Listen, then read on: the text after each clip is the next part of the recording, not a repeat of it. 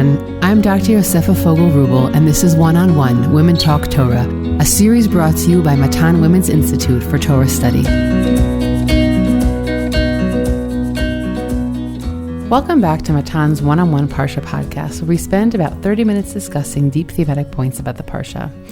Our series on Bamidbar is titled Growing Pains, The Journey Towards Responsibility. Each episode explores the manner in which the Parsha reflects the maturation of the people and Moshe's leadership during the wilderness period. If you would like to sponsor a podcast episode in honor or memory of a loved one, please contact the Matan office via telephone or email us at podcast@matan.org.il. These sponsorships enable us to keep creating new content, so if you've deliberated until now, don't hesitate to be in touch. If Parshat Ba'alotcha transitioned us into the complaints and degradation of the people's spirit in the wilderness period, I often think of Parshat Chukat as part of their slow climb upward. We have moved to the end of the wilderness period after the passing of 38 years. The Parsha opens with the enigmatic ritual of the red heifer, the parah adumah, and continues with the subtle interweaving of the loss of leaders along with small gestures of the people's maturation. Miriam and Aaron pass away after it is declared that both Aaron and Moshe will not be able to enter the land of Israel in the famous story of Mei Merivah, which we spoke about in last year's episode 63. The people are preparing knowingly or unknowingly for life without their first generation of leaders. And while important people often think they're irreplaceable, we have initial inklings that the people are capable of functioning without their monumental leaders. First, they pray for the release of a captive, and God hears their prayers. They fight a war against Sichon, the king of Amori, and are successful. Interspersed between these triumphs are complaints and the mysterious miracle of the serpent's staff that saves the people from their punishment. It is a real teenage moment, highs and lows deeply intertwined. But the highs slipped in there remind us that the potential is great, and that when left without their leaders, the people will remain on their own 2 feet, partially in thanks to their wilderness boot camp experience. Today, I sit down again with friend, chavruta, and returning podcast guest, Rabbanit Rachel Weber Leshaw. Rachel teaches Talmud and Jewish law at Midrashet Lindenbaum and functions as the Yotzat Halacha. Rachel, it's great to have you here. Thanks for having me back, Yosefa. So the reason I invited you, not only because I love talking to you on a regular basis, and thankfully we get to do that, is because this Parsha really deals a tremendous amount with loss and with death. And this whole past year, there's a topic that you and I, from a very particular angle of the halachic angle, have been learning together. We learned Hilchot Avilut together this year, a project we thought would take us a very short amount of time, and it turns out is not going to take us a very short amount of time. No. In the framework of time we have to devote to the chavruta. So I thought about you when it came to this topic, because it's one that we've been thinking and coffeeing over and learning over for the past few months. So I'm happy to have you here. And I wanted us to start our conversation with the opening of the Parsha, which is the parah adumah ritual itself. The details, I think, are known to many of us. It's an unusual situation. He who prepares the parah adumah tincture will himself become impure. The function of the parah adumah is essentially be part of a water tincture that will purify those who have become impure by coming in contact with dead bodies. And it's a curious thing to open the Parsha with, because again we have this interweaving of law and narrative that we've spoken about in past episodes, but it seems, at least at first glance, disconnected from the other elements of the Parsha. Right. In some ways, this feels like a flashback to Vayikra, where we might have expected something that's ritual. One thing I realized as you were saying your introduction, though, one thing that makes this Parsha very different is that the main character is Elazar HaKohen, who is a second-generation Kohen. Aaron HaKohen, his father, is still alive, but Elazar is the one tasked with being the first high priest to run the parah adumah ceremony. So we're already getting a hint that this is somehow like a second-generation transitory process, and it's teaching the Jewish people a very, very profound idea about death and loss, which is that death is always going to be a part of the human story, and as we recover from encounters with death, humans need a process of coming back in contact with the divine, and it's not a process that they can do on their own. They need someone else. They need a partner in that process. And here Elazar HaKohen stands as that person, that representative of the divine.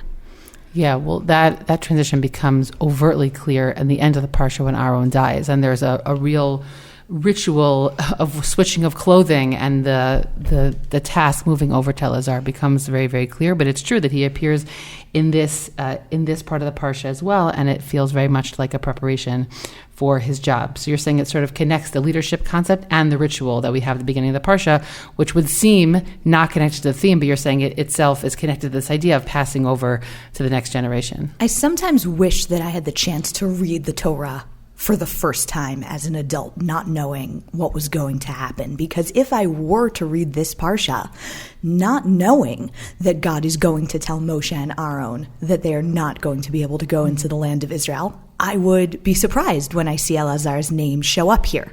Knowing the end of the story, I'm not surprised that he's already being prepared to take over. But I think in a little way, this story is kind of hinting to us at what's to come, and also referencing a huge gap from a literary perspective. Bamidbar is very strange because there's a lot of stories about the first year in the desert, or 2 years, depending how you mark the time.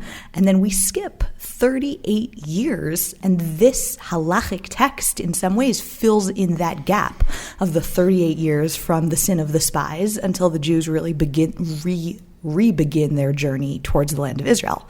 How does it fill in that gap? So one way of looking at it, and there are midrashim that reflect on this, is that according to many, God didn't speak to Moshe Rabbeinu in these 38 years, which meant that these 38 years were years of disconnection from the divine, and 38 years of death, 38 years of waiting for the Jews who left Egypt to die out so that their children could go and inherit the land. And in some ways, these 38 years really were this period of stagnation, a period of freezing, a period without forward motion from both a religious and a physical perspective. And this ritual of the Para Aduma, though it's a personal ritual for individuals who've encountered death, I think it's also a way of saying, okay, time to move on. We've had 38 years, and now let's see what comes next. You know, it's interesting. There are several explanations offered for what is the function of the ritual, right? Which is speaking exactly to your point. Now, it's not a kapara. It's not meant to be an atonement. And while some of the commentators do speak about it as a kapara, there are several elements of it that really point to it not being that. First of all, it's meant to purify, and to enable somebody to continue on to be part of the Eidah, to come back and be part of the congregation. We have the interesting connection with the Mitzorah, with the leper, because we have the use of the Hisab, the Ezov, and we also have a part of it which feels a little bit like an Olah, because it's completely burned. And so it's like a combination of several different kinds of korbanot. But what does it mean that it purifies? It's not just a status changer, but it also reflects upon different values. First of all, in the ancient world, people really worshipped the dead.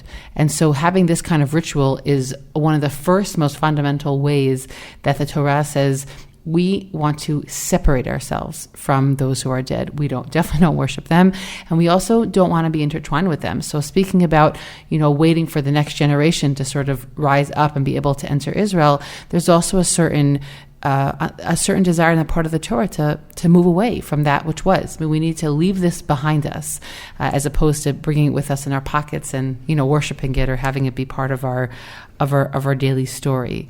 Rav Hirsch actually interestingly says that this process is here to make sure that people don't sort of get depressed by all of their loss, to sort of, again, to separate them, but so that their mood or their ability to move forward and be functional is not impacted. It's also a process which requires coming to the Mikdash, right? Somebody who encounters loss may be tempted to remain at home, remain separate, feel that they can't rejoin society. And this process, while it certainly doesn't need to be done immediately after a loss, it needs to be done in time for a person to come back to holiness, whether that's, let's say, before bringing the Korban Pesach. We know that this process, we actually read about the Para Aduma, Parshat Para, before Pesach, because there were mass sprinklings so that people could bring the Korban Pesach, a moment that requires everybody to join the people in, a uniform coming close to holiness. And I think that on the one hand, it doesn't have a specific time required. On the other hand, it says, okay, it's time to come out. It's time to be with people. And we're going to give you some kind of procedure to make that transition a little bit easier for you. We had talked about how this is a little bit reminds us of the minhag, the custom that some have when getting up from Shiva to walk around the block. I looked into it a bit. It turns out that there are no traditional rabbinic sources for this custom. It seems to actually be an American Jewish really? custom. I didn't know it was yes. geographical. A teacher told me, Rabbi David Brovsky actually, who wrote a book on mourning customs, told me that it's first recorded in Rabbi Maurice Lamb's book on Jewish death and mourning, and it doesn't seem to appear in written literature before American Jewry. Someone else pointed out to me that in Israel, the custom is to immediately go to the cemetery after Shiva, which is less common in other locations. I don't want to get bogged down in the halachic details, but it's actually fascinating that there is an instinct to encourage mourners to stay inside for a certain period of time, and then to come out and ritually rejoin community. And in some ways, the Para Aduma ritual reminds me of that. Yeah, I think we had also mentioned that it reminds us a little bit of the process that the woman who gives birth also has to go through, right? That she has to bring this korban, this sacrifice at a certain point. And it's also a way of saying, you've been home, you've been recuperating, you've been in your own space, and at a certain point, it's time to come and join the outside world. As someone who just did this without the sacrifice, still doing it. He's only 5 weeks old, but it's interesting because just this past Shabbat, I went to shul. My husband actually made a siyum in the morning, and then I was like, I'm already out of my house at 8:30, so I'm going to go back to shul. And it was like the fourth Shabbat, right, post giving birth, and I sat down there, and I really felt that moment to myself of like, I've rejoined, and I feel well enough to rejoin. On the previous Shabbat, it was like a non-issue. I was not joining anybody, so I really identify at this current moment also with that transition.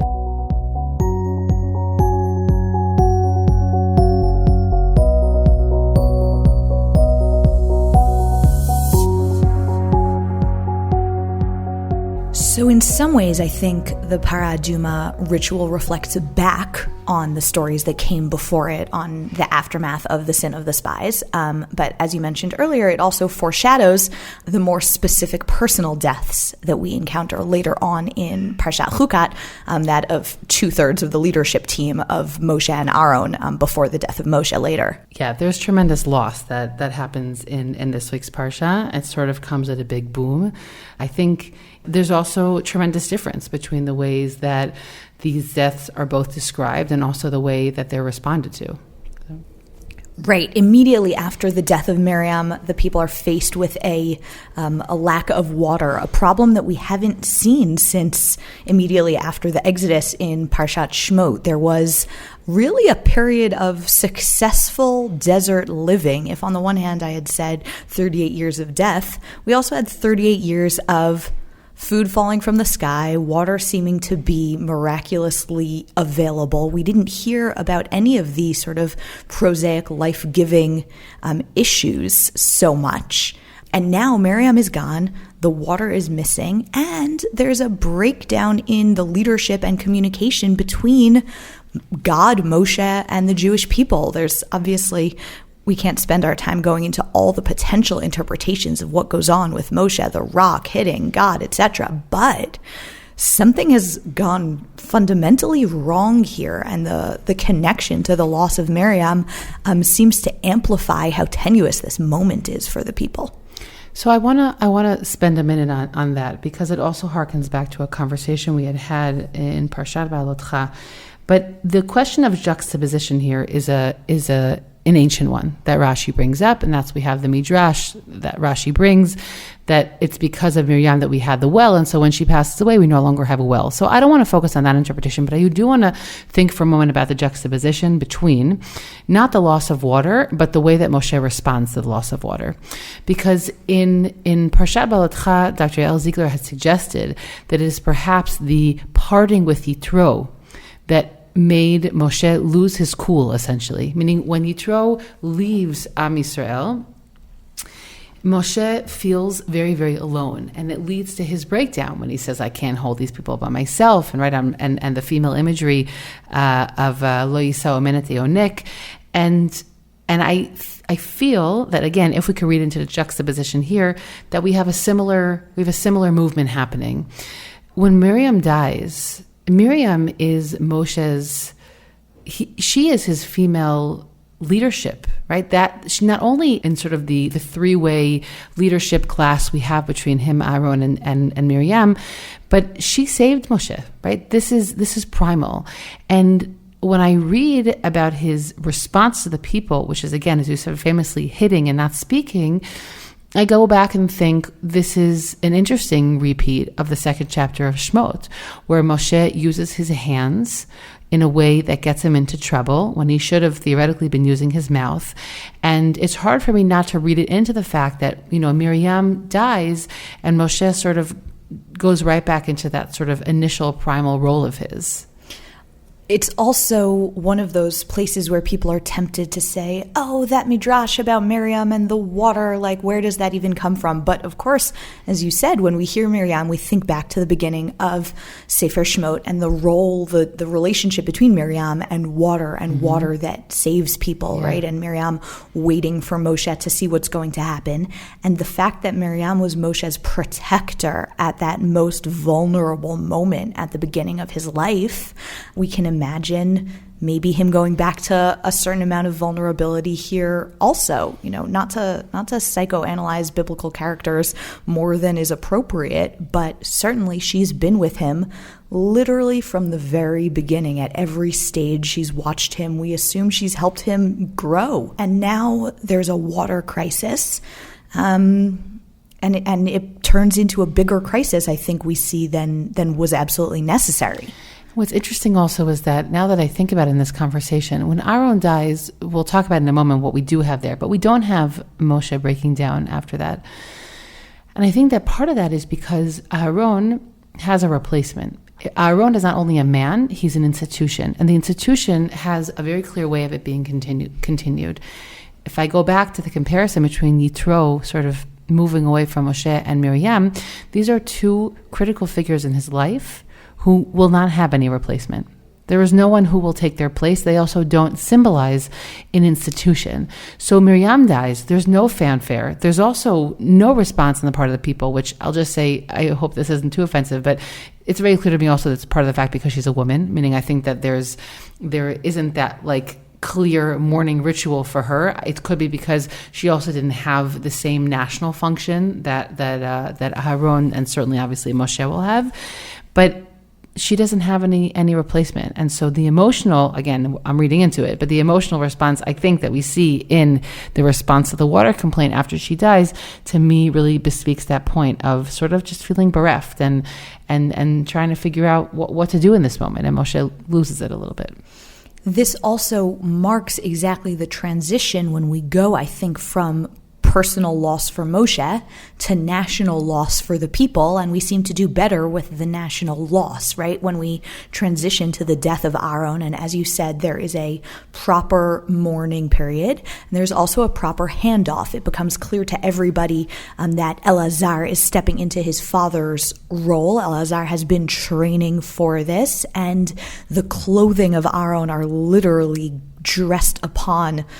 That's not English. That would work better in Hebrew. Aaron dresses his son in his own priestly garments, and the people are better prepared. Now, that's not to say crisis doesn't follow, because a war does follow. But once we lose Miriam, that's the last person in Moshe's life who is only connected to him personally. From here on out, everything is national. We'll have the death of Aaron, and then later on, of course, the death of Moshe. But before the death of Moshe, we'll bring in Yoshua, meaning now the people are much more prepared to figure out what a transition looks like. One could even suggest that the failure after the death of Miriam might be, in some ways, inspiring of these behaviors, right? You suggested she didn't have a mourning period, maybe because she wasn't an official institution or because she was a woman. We could also suggest that realizing what happened after the death of Miriam made the people realize when Aaron goes, we got to respond to this differently. We have to give ourselves space and time to mourn and transition. In that whole episode of Mei Meriva, I honestly didn't remember the commentary of I think it's the Barbanel, who says, we're not going to go into all the details of all the many different explanations we have for what really went wrong there, because it obviously, the crime doesn't seem to fit the punishment, or the punishment doesn't seem to fit the crime. But Barbanel, reading into also how Moshe speaks about this episode later in Sefer Dvarim, says that this was sort of a cover, meaning Moshe wasn't going to continue leading the people because he wasn't the right leader to continue leading them. He was right for this time period, and he wasn't going to be the one who was right to lead them in Eretz Yisrael. But sort of this episode is used as, I wouldn't say an excuse, but it's used as what we'd say in Hebrew an ilah. Like, it's sort of the reasoning on which will hang the fact that you're no longer the right person to do the job. And when we sort of feel that in this parsha we have this complete separation from this whole leadership generation. Two of them actually die. One of them we know will eventually have to prepare to die. And when we read about the death of Aaron, there's something really kind of exquisite about it. And if we open the parsha with this ritual of how the people themselves will be able to separate from death they've experienced, perhaps, as we said, not to become too depressed, or the Midrash says it in different words, that they shouldn't be too sad, right? So we have to give them ways to sort of separate from the world of death. We see sort of an exquisite engagement with it at the end of the parsha. We see full preparation. We see connection between generations, and we see what seems to be complete peace, right? If Moshe is declaring, God, I don't want this punishment, as he says later in Parshat V'et-Chanan. So here, Aaron seems to very much accept the fate that has been put upon him. And so there's something, I think, very symmetrical about the parsha. The first is really focused on the people, and the end is really more focused on Aaron himself. But also a really moving treatment of death that shows us how it could be done better.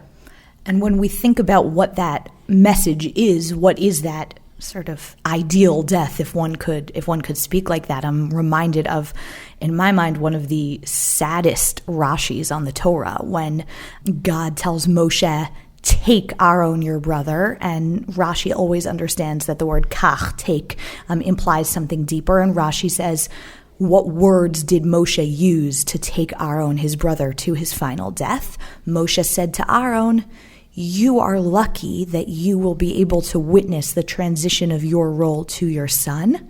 I myself will never be so lucky. My sons are not stepping into my role. Now it's tragic for Moshe when we think about sort of Moshe's disconnection from his biological children and the way that they are really written out of the story.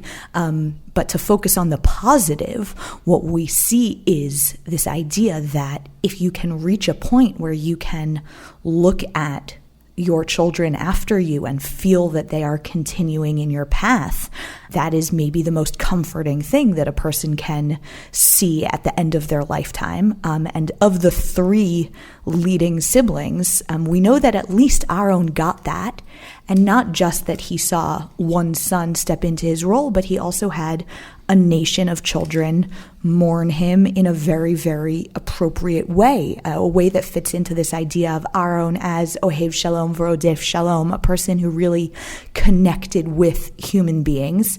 And I think that this is a unique tribute to Aaron, how appropriate it was that he really did get to see that success, both immediately before and in some ways immediately after his passing. And I guess to continue the feeling, I don't know if it's tragic, but it's definitely a sad feeling that in this parsha, while Moshe will be given his due in Sefer Dvarim, and he'll have lots to say, and he'll be given the greatest accolades that God can ever award to any of his leaders and servants as an Eved Hashem, and as we saw previously, Anav Mikol Adam, in the almost at the end of the parsha, it says, "Az yashir Yisrael et hashira hazot," that we have this very enigmatic song of the Be'er, and immediately we remember that Az yashir Moshe, right? That we had a previous time when Moshe was the singer, and here it's not him, right? Am Yisrael are able to create their own song, and so not only do we not have Moshe being able to sort of pass over his role to his children, but we're also again being seen that he's taught them enough, and they're able to function without him, even though he's still going to be with us for another book, right? But that we already see here the inklings of their ability to function when he too will pass. Right. That's the upside, that while it won't be his biological children, Moshe has been preparing Yehoshua for this day. He's been preparing the people for this day. Already in Parshat Ba'alotcha, he says, Halavai, that all of my children should be prophets and Nevi'im. Moshe is not competitive or jealous about his leadership role. He is aware that, there are things that need to be shared. But it is true, though, that he doesn't seem to have known or wasn't totally aware that he wasn't going to take the next step with them. Although you imagine it's getting lonely to be Moshe. There's nobody his age left. Yeah. By the end of this parsha, he is the oldest person in the Jewish people, as far as we know, as far as we have any reason to believe. And you can understand how he looks around and has to hope that his people are ready. From here on in the parshiot that are coming, what we really see is mass organization to be able to move forward, to deal with their military role. We're speaking a lot about sort of spiritual preparations or even emotional preparation. But the fact is that they're galvanizing an army at this point, and they're already fighting wars, which again, we also haven't heard about for many, many years. So they had a big break from that, from the earlier few episodes. And in this week's parsha, they have several of them. But the next few parshiot really deal with a lot of those military elements, and also that they physically are going to travel. They're going to travel to many, many places before they're going to be making their sort of final stop, where they'll be hearing from Moshe for his last speech, and then be moving forward.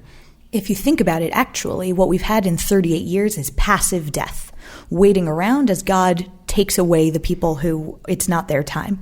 The next stage is this younger generation who've grown up knowing that their role is to join an army and conquer a land. And in some ways, the Parsha says sometimes death is passive and sometimes death is active, and there are going to be all sorts of different ways that we encounter kind of the end of life in its time, earlier than its time, and the spiritual awareness of that helps us mark that transition from this sort of passive stage to the more active stage that the Jews are stepping into now. And as we move forward, we see sort of every stage them doing one more thing on their own, one more thing actively, all the way until they get to the land of Israel, where they fully take command of the land, take command of their own food production, their own water procurement, all of the things that they had miraculously in the desert. We're preparing them to get into the land of Israel and be ready to do that on their own.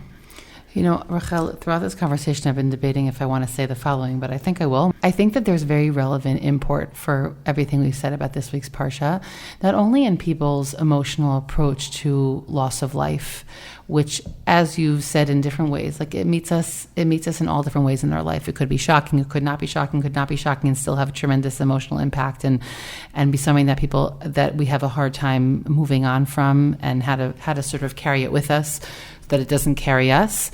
But I was recently listening to several episodes, some of them by Rabbi Shlomo Brody, who we've had on the podcast, and he's now the head of Ematai, which was in the past known as HODS, the Halachic Organ Donor Society. And I guess I just want to say to our listeners that I think that even today there are ways, we live in a world where, talk about in the ancient world, they worshipped, their dead ancestors, and death was a very, very, very prevalent part of life. So one of the blessings of modern life is that at least we can function for a certain amount of time in our life and not feel that death is a part of it, and that's a blessing. But it also means that we have sort of created a society that is very scared of death. And there's been a real encouragement in the Orthodox community, I've heard it from a number of different directions, to actively think about how to prepare for these things, not because it's happening now or please God in the next 10 years or 30 years, we don't know, but there are conversations that can be had, and specifically, Rabbi Brody was speaking about specifically in terms of organ donation, which also received some more press for very sad reasons here in Israel a few weeks ago. But I think that this idea of looking at Aaron and saying there's something kind of exquisite about what happened there, about the preparation before, about the people's ability to say, and again, not just to say it was a ritual done then, but there are 30 days of mourning, and to have a ritual in place that creates space for people to mourn and to bring that, to have that in their life and to then put it somewhere healthily afterward, is something that's not any less relevant today. So I guess I wanted to put that out there. Maybe we'll put links to some of those episodes in the show notes. But either way, you could check it out. I believe it was an episode in the Orthodox Conundrum. That was one of them, and there were others as well. But preparing well for the next stage of life or the stage of death is something that is available to all of us. There's ethical wills. There's all these different concepts that people speak about today that I think are really powerful, and that if we think about them well before they're relevant, they also can feel less threatening once we get over the initial hurdle of having those conversations. And of course, they inspire us to live better and to live more fully and to think about what we can do in our lifetime to make both our lifetimes meaningful and help people, as they reach the end of their lives for whatever reason that is. I think I got my official organ donor card a couple of weeks ago. It came in the mail. Okay. It's very easy. You just fill something out. Yeah. Now it lives in my wallet. I don't know if you need to literally carry it around with you, but I will say it makes me feel something every time I open my wallet and I see that card in there, knowing that in the event of the worst, something good might happen. But in the meantime, I'm carrying around a body that God gifted me with, and I have a responsibility to do something with it on a day-to-day basis. I think preparing for death makes you appreciate life in a profound way. And to go back to what you said at the beginning, that's something that Judaism really values, right? Putting life above all means being aware of death, and those two things are two sides of the same coin. Rachel, thank you for this conversation. Thank you. I hope you've enjoyed this conversation as much as I did. I'm Dr. Yosefa Fogel-Rubel, and this is One-on-One Women Talk Torah, a series brought to you by Matan Women's Institute for Torah Study. Please do One-on-One and Women's Torah Learning a small favor by sharing this podcast with family and friends so that we can reach new listeners. You can stream and download these episodes on Spotify, iTunes, Google Podcasts, SoundCloud, and Matan's website. Don't forget to leave us a 5-star review in the comments. Please send us any feedback at podcast@matan.org.il. That's podcast@matan.org.il. Thanks for listening, everyone.